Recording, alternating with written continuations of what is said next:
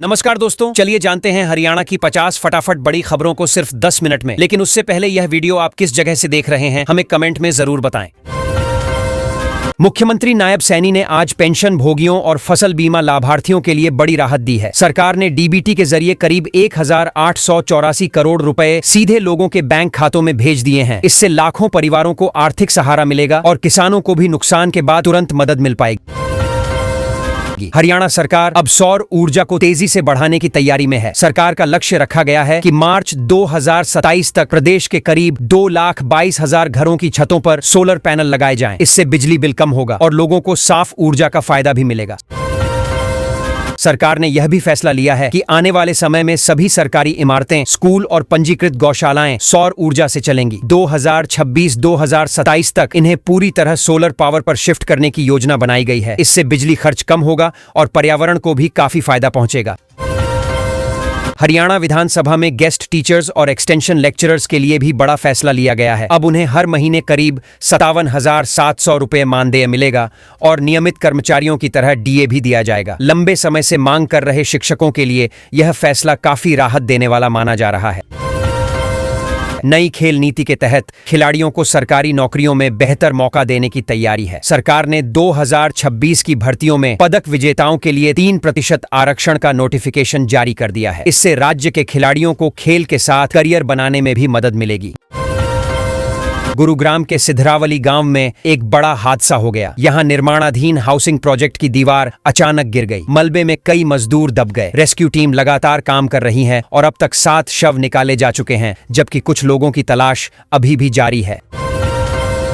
हरियाणा विधानसभा में आज travel agent पंजीकरण संशोधन विधेयक 2026 पास कर दिया गया। इस कानून के तहत अब अवैध तरीके से लोगों को विदेश भेजने वाले एजेंटों पर कड़ी कार्रवाई होगी। ऐसे मामलों में दोषी पाए जाने पर 10 साल तक की जेल की सजा हो सकती है। राज्यसभा चुनाव को लेकर हरियाणा की राजनीति गर्म हो गई है। भाजपा ने दूसरी सीट जीतने के लिए खास रणनीति तैयार की है। बताया जा रहा है कि पार्टी नेतृत्व ने स्थिति पर नजर रखने के लिए एक वरिष्ठ नेता को चंडीगढ़ भेजा है, जिससे चुनावी समीकरण और दिलचस्प हो गए हैं। जींद जिले के सफीदों में हुई गुलाल फैक्ट्री आग हादसे का दुखद असर अभी भी सामने आ रहा है। फैक्ट्री में झुलसी एक और महिला ने आज दम तोड़ दिया। इसके बाद इस हादसे में मरने वालों की संख्या 7 हो गई है और पूरे इलाके में शोक का माहौल बना हुआ है। नूह जिले के बड़ोपुर गांव से बेहद दुखद खबर सामने आई है। यहां एक महिला ने अपनी 3 बेटियों के साथ कुएं में कूदकर जान दे दी। चारों की मौके पर मौत हो गई। परिजनों ने दहेज प्रताड़ना का आरोप लगाया है और पुलिस पूरे मामले की जांच कर रही है। नरवाना में पुलिस ने एक बड़े हनी ट्रैप गिरोह का खुलासा किया है। सीआईए स्टाफ ने कार्रवाई करते हुए मुख्य आरोपी को उस समय पकड़ लिया जब वह ब्लैकमेल करके 27 लाख रुपए की फिरौती ले रहा था। पुलिस का कहना है कि गिरोह कई लोगों को इसी तरह फंसा चुका है। रोहतक की सुपवा यूनिवर्सिटी में अब हर साल हरियाणा फिल्म फेस्टिवल आयोजित किया जाएगा। इस फैसले की घोषणा राज्य के बजट में की गई है। सरकार का कहना है कि इससे हरियाणा की संस्कृति, लोक कला और स्थानीय फिल्म निर्माण को बढ़ावा मिलेगा और युवाओं को भी नया मंच मिलेगा। ईरान और इजराइल के बीच बढ़ते तनाव का असर हरियाणा के उद्योगों पर भी दिखाई देने लगा है। पानीपत के कंबल और हैंडलूम कारोबारियों का कहना है कि उनके कई विदेशी ऑर्डर अटक गए हैं। इससे करोड़ों रुपए का व्यापार प्रभावित होने की चिंता जताई जा रही है। कुरुक्षेत्र में आज से राज्य स्तरीय किसान मेला शुरू हो गया है। इस मेले में किसानों को नई कृषि तकनीक, आधुनिक मशीनों और उन्नत बीजों की जानकारी दी जा रही है। बड़ी संख्या में किसान यहां पहुंच रहे हैं और विशेषज्ञ उनसे सीधे बातचीत कर रहे हैं। गुरुग्राम में ट्रैफिक और शहरी विकास को बेहतर बनाने के लिए नया कॉरिडोर बनाने की तैयारी शुरू हो गई है। गुरुग्राम डेवलपमेंट अथॉरिटी ने इसके लिए करीब 755 करोड़ रुपए का टेंडर जारी किया है। इस प्रोजेक्ट से शहर की यातायात व्यवस्था में काफी सुधार होने की उम्मीद है। शिक्षा विभाग ने पीजीटी शिक्षकों के प्रमोशन के बाद नई तैनाती की प्रक्रिया शुरू कर दी है। आज शाम 5 बजे से स्टेशन अलॉटमेंट के लिए ऑनलाइन पोर्टल खोला जाएगा। शिक्षक अपनी पसंद के अनुसार विकल्प भर सकेंगे और उसी आधार पर नई पोस्टिंग दी जाएगी। पेपर लीक के मामलों को देखते हुए हरियाणा कर्मचारी चयन आयोग ने नई व्यवस्था लागू करने का फैसला किया है। अब ग्रुप सी और डी की भर्ती परीक्षाओं में बायोमेट्रिक लॉक सिस्टम अनिवार्य होगा। इससे नकल और फर्जी उम्मीदवारों को रोकने में मदद मिलने की उम्मीद है। विधानसभा में आज आयुष्मान भारत और चिरायु योजना के क्रियान्वयन को लेकर जोरदार बहस हुई। विपक्ष ने सरकार पर सवाल उठाते हुए हंगामा किया और अंत में कांग्रेस विधायकों ने विरोध जताते हुए सदन से वॉकआउट कर दिया। इससे सदन का माहौल काफी गर्म रहा। हरियाणा में गर्मी ने समय से पहले ही असर दिखाना शुरू कर दिया है। हिसार और सिरसा में तापमान 38 डिग्री सेल्सियस के पार पहुंच गया। मौसम विभाग ने चेतावनी दी है कि अगले 48 घंटों में कुछ इलाकों में हीट वेव की स्थिति बन सकती है। नारनौल जेल में आज सुबह अचानक छापेमारी की गई। जांच के दौरान जेल के अंदर से 3 मोबाइल फोन और सिम कार्ड बरामद हुए। मामले को गंभीर मानते हुए प्रशासन ने एक जेल वार्डन को तुरंत सस्पेंड कर दिया है और आगे की जांच भी शुरू कर दी गई है। यमुनानगर के ताजेवाला इलाके में अवैध खनन के खिलाफ बड़ी कार्रवाई की गई है। प्रशासन और पुलिस की टीम ने संयुक्त अभियान चलाकर 4 पोकलैंड मशीनें जब्त कर लीं। अधिकारियों का कहना है कि इलाके में अवैध खनन करने वालों पर सख्ती जारी रहेगी। सोनीपत के कुंडली इलाके में एक प्रॉपर्टी डीलर पर अज्ञात हमलावरों ने अचानक फायरिंग कर दी। गोली लगने से वह गंभीर रूप से घायल हो गया। आसपास के लोगों ने उसे तुरंत निजी अस्पताल पहुंचाया, जहां उसका इलाज चल रहा है और पुलिस हमलावरों की तलाश कर रही है। पानीपत रिफाइनरी के गेट पर स्थानीय युवाओं का धरना दूसरे दिन भी जारी रहा। युवाओं की मांग है कि उन्हें रिफाइनरी और आसपास के उद्योगों में रोजगार में प्राथमिकता दी जाए। प्रदर्शनकारी लगातार नारेबाजी कर रहे हैं और प्रशासन से बातचीत की मांग कर रहे हैं। हरियाणा बिजली विनियामक आयोग ने उद्योगों के लिए बिजली दरों को लेकर नया ड्राफ्ट पेश किया है। प्रस्ताव के मुताबिक पीक आवर्स के दौरान अतिरिक्त सरचार्ज लगाया जा सकता है। उद्योग जगत का कहना है कि अगर ऐसा हुआ तो उत्पादन लागत बढ़ सकती है। अंतर्राष्ट्रीय तनाव के असर से सोने की कीमतों में भी तेजी देखी जा रही है। हरियाणा के कई शहरों में आज सोने का भाव करीब 450 रुपए प्रति 10 ग्राम बढ़ गया। सर्राफा कारोबारियों का कहना है कि वैश्विक हालात ऐसे ही रहे तो कीमतें और बढ़ सकती हैं। हरियाणा सरकार की मातृशक्ति उद्यमिता योजना से महिलाओं को बड़ा सहारा मिलने जा रहा है। इस योजना के तहत महिलाएं अपना छोटा कारोबार शुरू करने के लिए 5 लाख रुपए तक का आसान लोन ले सकेंगी। अधिकारी बता रहे हैं कि आवेदन ऑनलाइन भी होंगे ताकि ज्यादा से ज्यादा महिलाएं आत्मनिर्भर बन सकें और अपना काम शुरू कर सकें। अंतर्राष्ट्रीय महिला दिवस के मौके पर मुख्यमंत्री ने लाडो लक्ष्मी योजना की 5वीं किस्त जारी कर महिलाओं को बड़ी सौगात दी। सरकार का कहना है कि इस योजना से हजारों परिवारों की आर्थिक स्थिति मजबूत हो रही है। साथ ही महिलाओं के लिए नारी मंडप बनाने की भी तैयारी शुरू कर दी गई है। दीनदयाल आवास योजना को लेकर सरकार ने विधानसभा में जानकारी दी कि राज्य में सैकड़ों लाइसेंस जारी किए जा चुके हैं। करीब 7,618 एकड़ जमीन पर नए आवास विकसित किए जा रहे हैं। इसका उद्देश्य मध्यम और कमजोर वर्ग के लोगों को किफायती घर उपलब्ध कराना और शहरों का संतुलित विकास करना है। हरियाणा सरकार ने घोषणा की है कि जो उद्योग महिलाओं को रोजगार देंगे उन्हें अतिरिक्त सब्सिडी दी जाएगी। मुख्यमंत्री का कहना है कि इससे उद्योगों को भी फायदा होगा और बड़ी संख्या में महिलाओं को रोजगार मिलेगा। सरकार चाहती है कि राज्य में महिला रोजगार का दायरा तेजी से बढ़े। हरियाणा रोडवेज में यात्रियों की सुविधा बढ़ाने के लिए सरकार जल्द ही बसों की ऑनलाइन बुकिंग सेवा फिर से शुरू करने जा रही है। यह सुविधा करीब 5 साल पहले बंद हो गई थी। नई व्यवस्था लागू होने के बाद लोग घर बैठे टिकट बुक कर सकेंगे और बस स्टैंड पर लंबी कतारों से राहत मिलेगी। गुरुग्राम में 2 युवक थार गाड़ी में घूमते हुए तलवार लहराते नजर आए तो लोगों में डर का माहौल बन गया। सूचना मिलते ही पुलिस सक्रिय हुई और वाहन चालक समेत दोनों युवकों को पकड़ लिया। तलवारें भी बरामद कर ली गई हैं और पुलिस मामले की जांच कर रही है। हरियाणा की महिला क्रिकेटर अदिति श्योराण ने शानदार प्रदर्शन से प्रदेश का नाम रोशन किया है। उनकी इस उपलब्धि पर राज्य सरकार उन्हें सम्मानित करने जा रही है। अंतर्राष्ट्रीय महिला दिवस के अवसर पर यह सम्मान दिया जाएगा और खेल जगत में उनके योगदान की सराहना की जाएगी। फरीदाबाद में बैंक रिकवरी एजेंटों पर गंभीर आरोप लगे हैं। बताया जा रहा है कि उन्होंने पहले नकद किस्तें लेकर जेब भर ली और बाद में उधार लेने वाले व्यक्ति की बाइक भी छीन ली। अब उस पर 75,000 रुपए बाकी होने का दबाव बनाया जा रहा है। मामला पुलिस तक पहुंच गया है। हरसरू बाईपास से झज्जर तक 6 लेन सड़क बनाने की योजना को मंजूरी मिल गई है। इस सड़क के बनने से इलाके में लंबे समय से लगने वाले ट्रैफिक जाम से राहत मिलने की उम्मीद है। साथ ही आसपास के गांवों और शहरों के बीच आवागमन भी पहले से काफी आसान हो जाएगा। कैथल में फरवरी महीने के दौरान यातायात पुलिस ने नियम तोड़ने वालों पर सख्त कार्रवाई की। कुल 5,117 वाहनों के चालान काटे गए और करीब 31 लाख रुपए का जुर्माना वसूला गया। पुलिस का कहना है कि सड़क सुरक्षा को लेकर अभियान आगे भी जारी रहेगा। सिरसा के डबवाली इलाके में बेसहारा गोवंश लोगों के लिए परेशानी का कारण बन गया है। मंदिर जा रही एक बुजुर्ग महिला को सांड ने जोर से टक्कर मार दी, जिससे वह गंभीर रूप से घायल हो गईं। उन्हें तुरंत अस्पताल ले जाया गया और स्थानीय लोग प्रशासन से समाधान की मांग कर रहे हैं।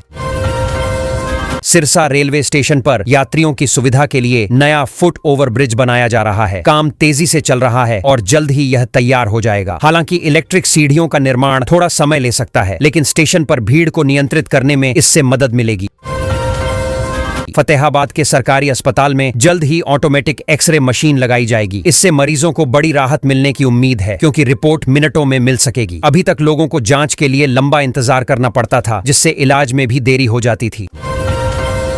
फतेहाबाद में एक दर्दनाक घटना सामने आई, जहां नशे की लत ने एक परिवार को तबाह कर दिया। बताया जा रहा है कि पति ने पैसे न मिलने पर गुस्से में कुल्हाड़ी से अपनी पत्नी की हत्या कर दी। घटना के बाद पूरे इलाके में सनसनी फैल गई और पुलिस ने आरोपी को पकड़ लिया। गुरुग्राम के करीब 20 सेक्टरों के बाजारों की सूरत बदलने की तैयारी शुरू हो गई है। नगर निगम ने सफाई, सड़क सुधार और पार्किंग व्यवस्था बेहतर बनाने का काम शुरू कर दिया है। व्यापारियों का कहना है कि इससे ग्राहकों को सुविधा मिलेगी और बाजारों की रौनक भी बढ़ेगी।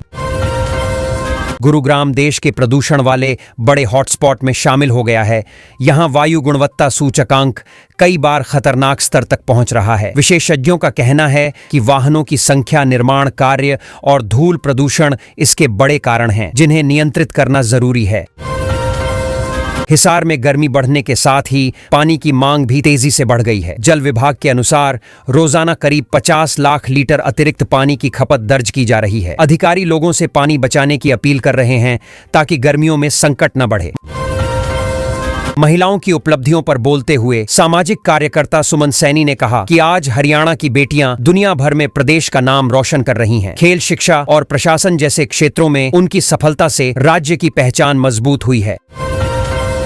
रसोई गैस की कीमतों में बढ़ोतरी को लेकर विपक्ष ने सरकार पर निशाना साधा है। कांग्रेस नेता रणदीप सुरजेवाला ने कहा कि गैस महंगी करके सरकार ने आम लोगों पर अतिरिक्त बोझ डाल दिया है। उन्होंने मांग की कि कीमतों पर दोबारा विचार किया जाए।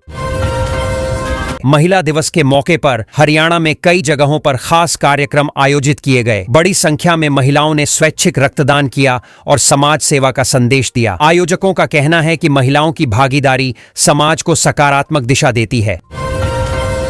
विश्व विजेता बनने पर मुख्यमंत्री नायब सैनी ने भारतीय टीम को बधाई दी। उन्होंने कहा कि खिलाड़ियों की मेहनत और लगन ने देश को गर्व का मौका दिया है। जीत की खबर के बाद खेल प्रेमियों में भी खुशी की लहर देखी गई। हरियाणा विधानसभा में मुख्यमंत्री के 2.25 लाख करोड़ रुपए के बजट पर अब विस्तार से चर्चा होगी। स्पीकर ने इसके लिए विधायकों की 8 स्थायी समितियां बनाई हैं, जो अलग अलग विभागों से जुड़े मुद्दों पर मंथन करेंगी। हिसार के एक सरकारी स्कूल में छात्राओं को मुर्गा बनाकर घुमाने का मामला सामने आया है। इस घटना के 3 वीडियो सामने आने के बाद शिक्षा विभाग ने जांच शुरू कर दी है। अधिकारियों का कहना है कि दोषियों पर सख्त कार्रवाई की जाएगी। असम में तैनात स्क्वाड्रन लीडर अनुज वशिष्ठ की विमान दुर्घटना में मौत के बाद उनके पैतृक गांव में अंतिम संस्कार किया गया। पूरे गांव ने नम आंखों से उन्हें विदाई दी और देश के लिए उनके बलिदान को याद किया। गुरुग्राम को मिलेनियम सिटी कहा जाता है, लेकिन यहां महिलाओं के लिए एक भी पिंक शौचालय नहीं होने की बात सामने आई है। इस मुद्दे पर सामाजिक संगठनों ने चिंता जताई है और नगर निगम से जल्द व्यवस्था करने की मांग की है। समालखा के प्रसिद्ध 70 माइल स्टोन ढाबा पर आयकर विभाग ने छापा मारा। अधिकारियों की टीम ने कई घंटे तक रिकॉर्ड और दस्तावेजों की जांच की। देर शाम तक चली। इस कार्रवाई से इलाके में चर्चा का माहौल बना रहा। एक युवक को सिर के बाल मुंडवाकर और शरीर पर "मैं चोर हूं" लिखकर अपमानित करने के मामले में हाई कोर्ट ने अहम फैसला दिया है। आरोपी की अग्रिम जमानत याचिका खारिज कर दी गई है। इस घटना में युवक की मौत हो गई थी। महिला दिवस के मौके पर देश के अलग अलग राज्यों में महिलाओं के लिए आर्थिक मदद की घोषणाएं की गईं। इसी दौरान हरियाणा में भी कई योजनाओं के तहत महिलाओं के खातों में पैसे डाले गए, जिससे परिवारों को आर्थिक सहारा मिला। मार्च के पहले हफ्ते में ही गुरुग्राम में गर्मी तेज हो गई है। तापमान करीब 35 डिग्री तक पहुंच गया है। मौसम विभाग का कहना है कि आने वाले दिनों में गर्मी और बढ़ सकती है, इसलिए लोगों को सावधानी बरतने की सलाह दी गई है। हिसार के अनिल जांगड़ा को उत्कृष्ट सेवाओं के लिए विशेष सम्मान दिया गया है। उन्हें उनके काम और समर्पण के लिए सराहा गया। सम्मान समारोह में मौजूद लोगों ने कहा कि ऐसे लोगों से समाज को प्रेरणा मिलती है। हिसार में आवारा कुत्तों का आतंक बढ़ गया है। हाल ही में 3 लोगों पर हमला हुआ जिसमें वे घायल हो गए। गंभीर हालत में उन्हें अस्पताल में भर्ती कराया गया। स्थानीय लोग प्रशासन से इस समस्या का स्थायी समाधान मांग रहे हैं। हरियाणा विधानसभा में कांग्रेस विधायकों द्वारा लाए गए ध्यानाकर्षण प्रस्ताव पर सरकार जवाब देगी। साथ ही 2 संशोधित विधेयक भी पास किए जाने की संभावना है। इसको लेकर राजनीतिक हलकों में चर्चा तेज हो गई है। झज्जर जिले में गेहूं और सरसों के अवशेष जलाने पर प्रशासन ने कड़ी पाबंदी लगा दी है। अधिकारियों ने चेतावनी दी है कि नियम तोड़ने वालों पर जुर्माना और जेल की कार्रवाई भी हो सकती है। हरियाणा सरकार ने खुले में कूड़ा फेंकने पर सख्त कार्रवाई के निर्देश दिए हैं। नगर निकायों को साफ सफाई व्यवस्था मजबूत करने के लिए कहा गया है। साथ ही लोगों से भी अपील की गई है कि वे कचरा निर्धारित स्थान पर ही डालें।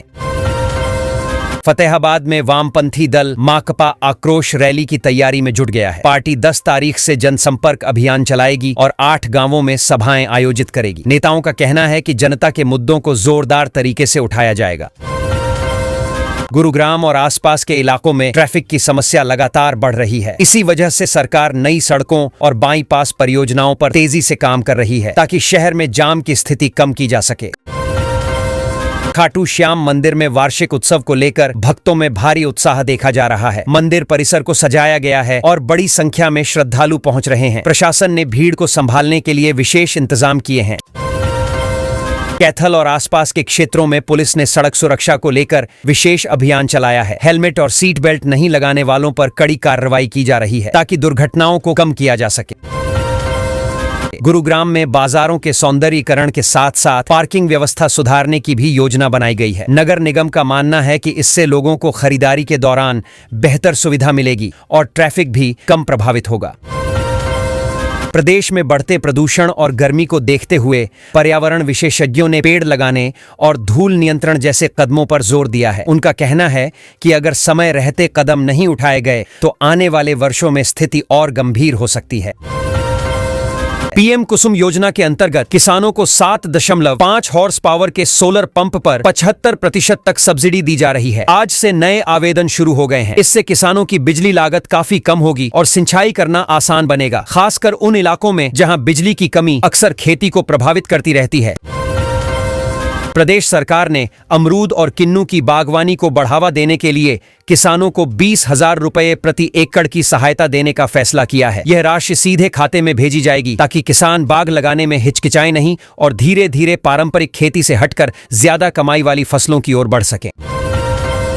पंडित दीनदयाल उपाध्याय पशु बीमा योजना के तहत पशुपालकों के लिए नए टैगिंग कैंप शुरू किए गए हैं। इन कैंपों में पशुओं का पंजीकरण कर बीमा सुविधा दी जाएगी। इससे अगर किसी कारण से पशु बीमार हो जाए या मर जाए तो पशुपालक को आर्थिक नुकसान से बचाने के लिए बीमा मदद करेगा।